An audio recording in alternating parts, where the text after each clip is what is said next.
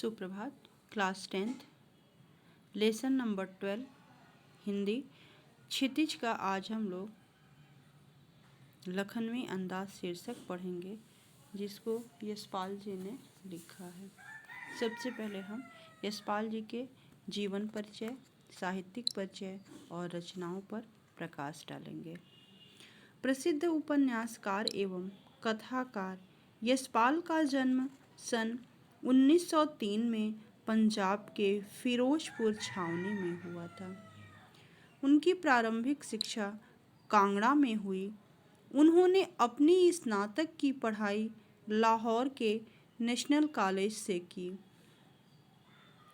वहीं उनका परिचय भगत सिंह तथा सुखदेव से हुआ। स्वतंत्रता आंदोलन की क्रांतिकारी धारा से जुड़े रहने के कारण वे जेल भी गए। उनकी मृत्यु सन 1976 में हुई। आम आदमी के सरोकार यशपाल की रचना की मुख्य विषय वस्तु है। उनके प्रमुख कहानी संग्रह ज्ञान दान, तर्क का तूफान, पिंजरे की उड़ान, दुलिया, फूलों का कुर्ता आदि हैं। उनका प्रसिद्ध उपन्यास झूठा सच भारत विभाजन की त्रासदी का मार्मिक दस्तावेज है। उनके अन्य प्रमुख उपन्यासों में अमिता, दिव्या, पार्टी कामरेड, दादा कामरेड, मेरी तेरी उसकी बात है। सामाजिक विषमता, राजनैतिक पाखंड और रूढ़ियों के खिलाफ उनकी रचनाएं मुखर हैं। भाषा की सजीवता तथा स्वाभाविकता यशपाल जी की प्रमुख रचनाओं की विशेषता है। यशपाल द्वारा लिखित जो शीर्षक आज हम लोग पढ़ेंगे, उसका शीर्षक है लखनवी अंदाज। लखनवी अंदाज जो है एक व्यंग्य रचना है।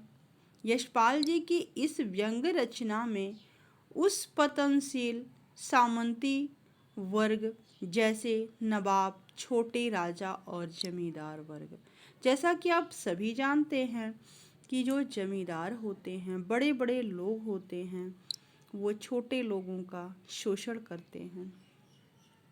तो उन्हीं लोगों पे कटाक्ष किया गया है, जिसे बनावटी जीवन जीने और झूठी शान प्रदर्शित करने की आदत है।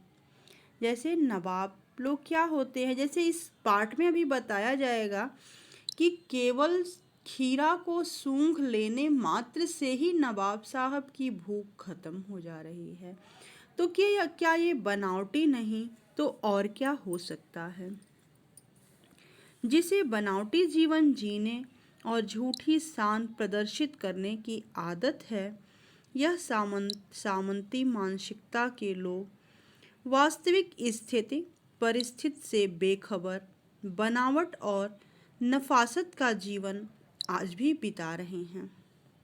इस प्रकार से देखा जाए तो यह सामाजिक परजीविता है।